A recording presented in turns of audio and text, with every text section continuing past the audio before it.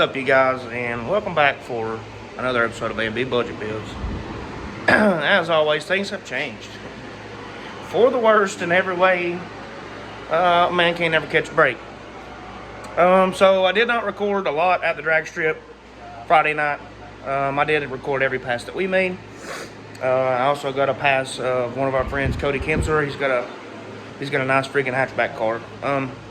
But I'll put a video of him racing in here too. Sorry, my allergies getting to me. Anyways, we had an S-clip break in Josh's car Friday night. Thank God he didn't wreck. But the S-clip and the rear end broke. It got lodged somehow. Anyway, as a C-clip come out of the passenger side, the axle come all the way out. I got a video of that. And now I'm rebuilding on the rear end again. But we're gonna put it back together. And yeah, I'll put you guys on a stand, and I guess I'm gonna show you how to rebuild a rear end. Anyway, got the rear end out. There's what was left of the S-clip. Yeah. One C-clip is just MIE. Didn't really mess anything else up. Also, it's got a 456 gear in it, but the pinion's not in a great shape. The axle actually got this axle seal and bent it all to pieces, which is right there. You can see how tore up it is. And it put a hole in the rear diff cover, but I've got an extra one right there. So, no big deal, no big deal. We'll get it done. I gotta pop the gear off this, put it onto this one. Let's see. That's the S-clip, but you can see on this one, it's no longer there. The center pin's so bent it won't even come out. Yeah, well, it was a fun, eventful Friday night. We had a great time, even though the car decided to throw an axle out. But anyways, it is what it is. Check out our makeshift overflow bottle. Got the idea from Black Betty, but Black Betty's got a nice one on it now. I don't know who done these brake lines, but don't give me no crap, because I did not do these brake lines in the rear. Don't know what they done them. Well, whatever. It works. They work. Balling on a budget here, but alright, let's get to getting this thing put back together.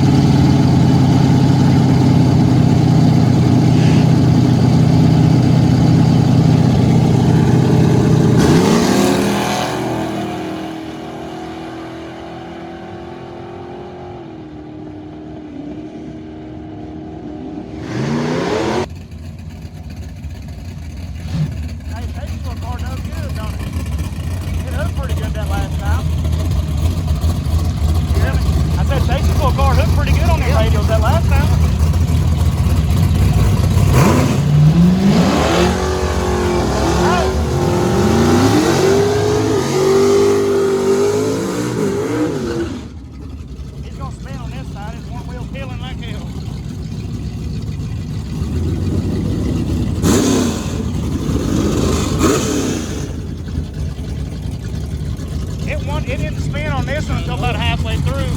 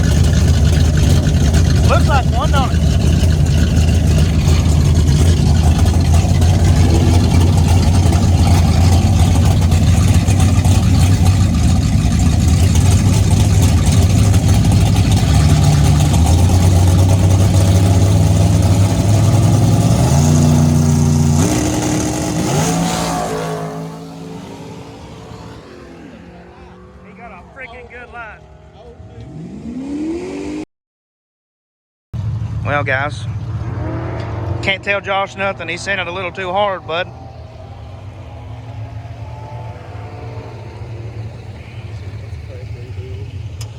Yeah. How you feel about it, mister? How you feel about it? I sent it a little too hard, bud.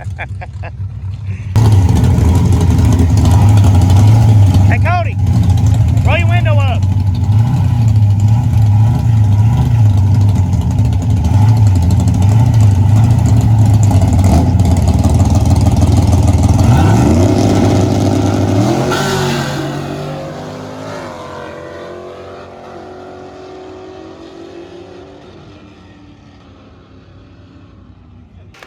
Oh, there we go.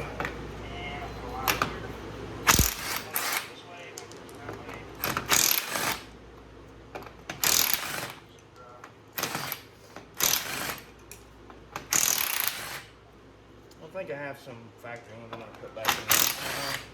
These are not factories. Factories are like 18s or 19s or something. These are not.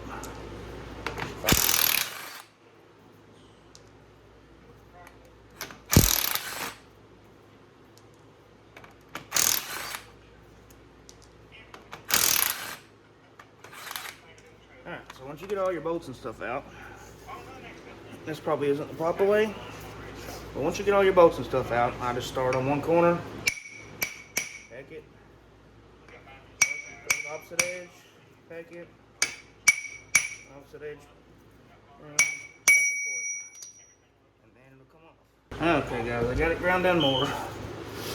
Let's see if we can get it off in there. Okay, there we go. I don't know if you guys can see right there. On both sides, I had to ground that down. Is that pin? I don't know. It's almost screwed.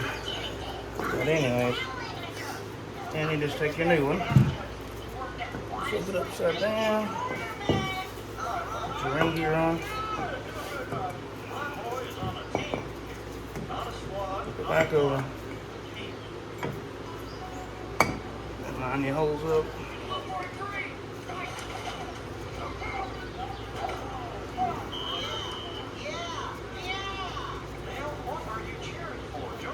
I usually just put 4 bolts in, and then once I put 4 bolts in, I drag it up even and then go around. I don't know, I'm not using Loctite. I've never used Loctite on these. So.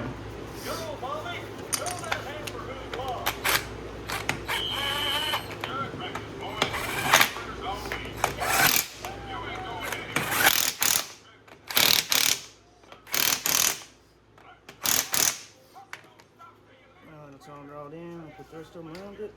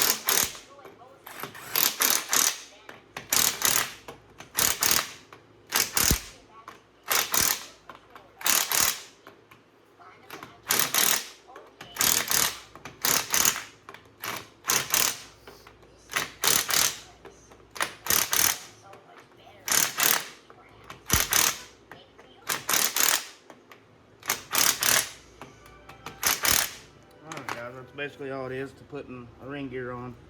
Of course, whenever you get it in, you take brake cleaner and everything, clean everything off. But if you're just swapping your ring gear out, which is a piece we just put on this, just take these bolts loose around this perimeter.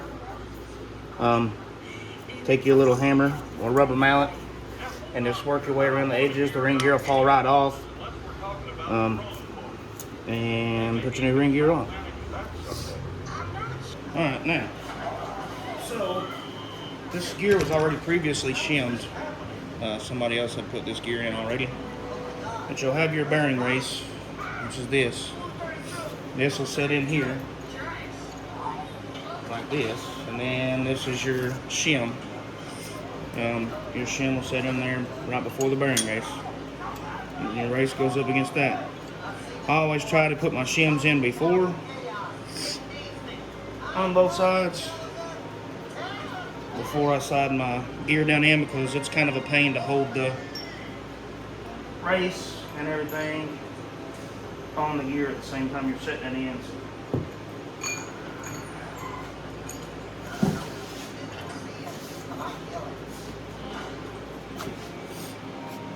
Now I'm just gonna straighten all that up.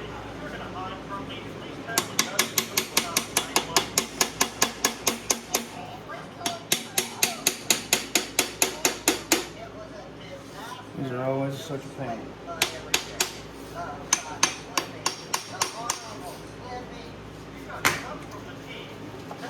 I always have the hardest time putting these in.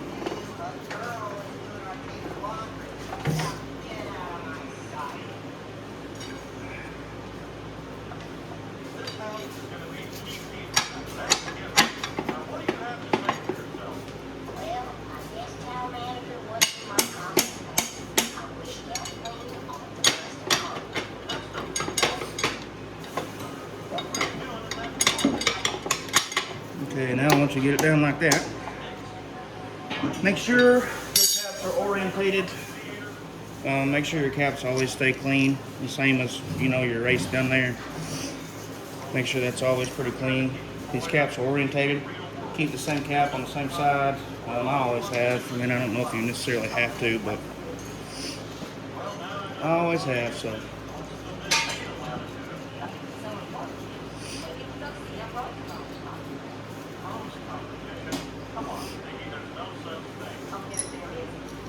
Once again, take your finger, or a rag or something like that, put it on. And if it don't set all the way down in there, leave your caps, to drag it the rest of the way down. You want it to be nice and snug in there anyways.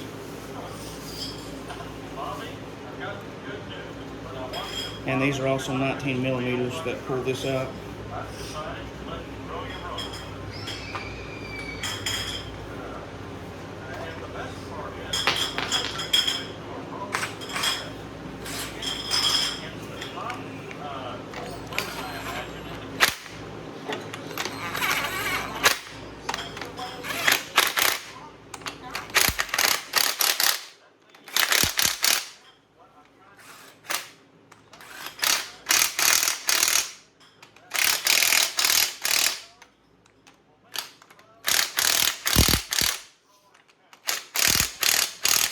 Everybody will tell you too that these have to be marked and spec'd and everything else. But I don't know if you can see this in the video. But between your pinion, you can hold your ring gear, and just feel your pinion on the bottom side where your drive shaft hooks up. Or hold your pinion and spin this. Just back and forth a little bit. You just want the tiniest bit of movement, and as long as you have a little bit of movement and it's not completely unnecessary, you'll be good to go. But hold the ring gear, spin your pinion. If you got just a tiny bit of movement, roll with it. So at this point, I'm going to set the camera back a little bit, and we're going to slide the axles in. I'll show you how to put the C-clips in. Then after that, I'll show you how to put the centering pin in with the bolt and all that stuff. Alright, so before anybody says anything to me, I am going to torque this stuff down. So your cap bolt right here, what's she say? 75 to 89. 75 to 89. Someone run them at 70.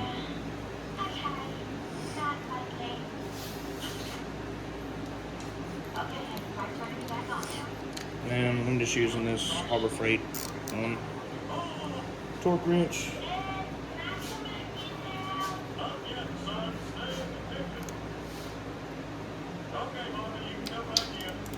70 foot-pounds.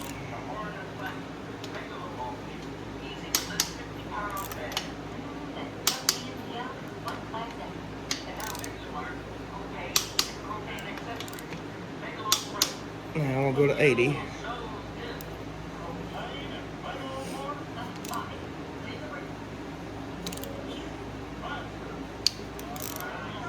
Good lady.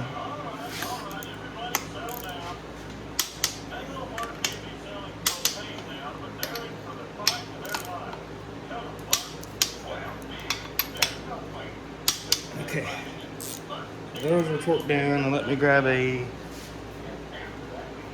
16mm.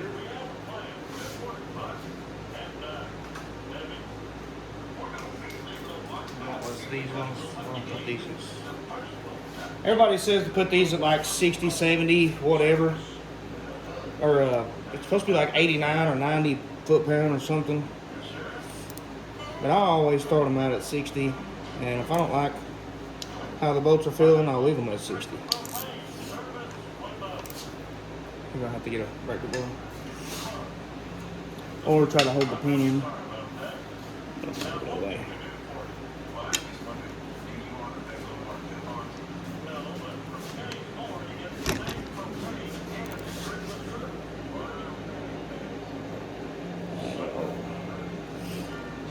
Let's see.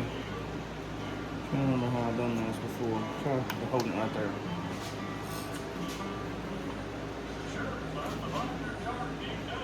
Golly. Looks like this over torqued down.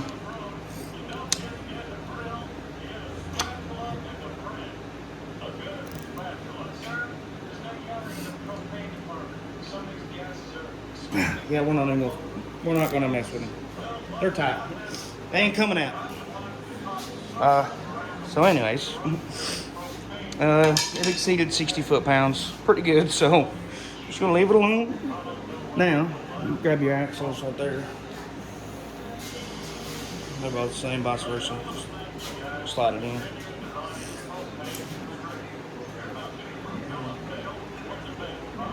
So once you slide your axle in and it comes through, okay. Well, let me get a magnet. I always usually have a magnet for this. If you don't, then it's gonna make your life uncomfortable. So once your axle's through, pull the axle back a little bit. Take your magnet, put a C-clip on here, and then pull the stop. Nope, keep going forward. And this way. Back up just a little bit. Alright.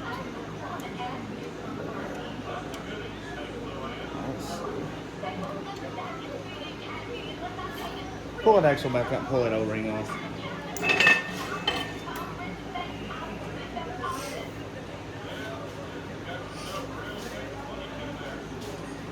And the axles, the factory axles, they have little O-rings on them.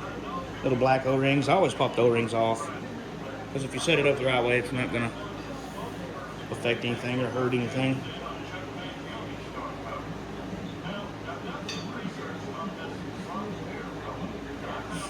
Now slide it back together.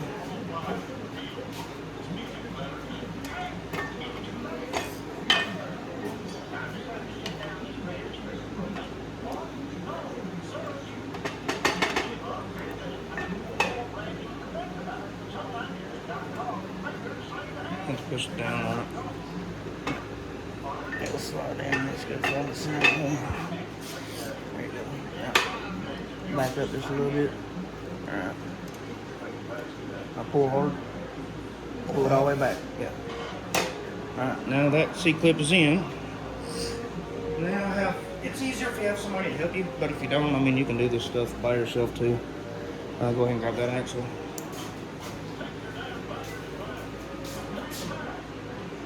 That'll be fine, it's stock.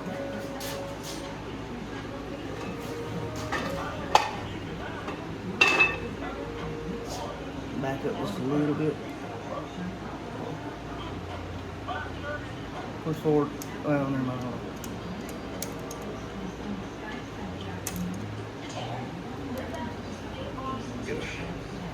Maybe I'll take it back this way. Let me get flatted.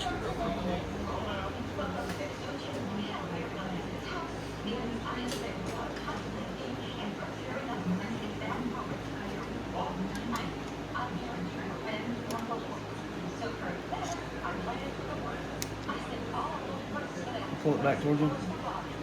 Pull it on back. Okay. Now that you've got your C-clips and stuff in your rear end, you'll need a centering pin. What's your centering pin? It looks like this. This is your centering pin. You'll have a hole on the side of your unit. That's right here. Make sure the hole on your centering pin goes up. And most of the time, whenever you're running a big ring gear like this, like a 456, this is not going to slide in perfectly, because it's going to hit that ring gear about every single time. And they're notched, but usually you have to notch them a little more.